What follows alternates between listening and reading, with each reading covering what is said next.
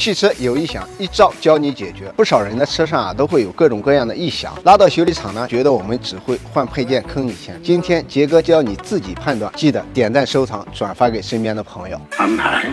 汽车转弯打方向的时候出现嘎嘎嘎这种异响，多数是球笼和平面轴承的问题，换一个也就几十块钱。像车辆缓慢行驶时听到这种异响，不是卡小石头，就是刹车片过度磨损了，自己挑掉或者直接换片就行了。车门开关的时候听到吱呀吱呀的这种声响，是这个车门限温器的问题，不用去更换，弄点肥皂擦擦就没了。要是过减速带的时候出现嘎吱嘎吱的声音，这个是胶套老化了，换起来也很便宜。开不开心？最关键的是发动机异响，如果是叽叽叽呢，可能是皮带老化；如果是哒哒哒的声音，可能是发动机拉缸了。这个只能去修理厂大修了。如果你过坎的时候整台车都在响，没事的，你开的一定是超跑。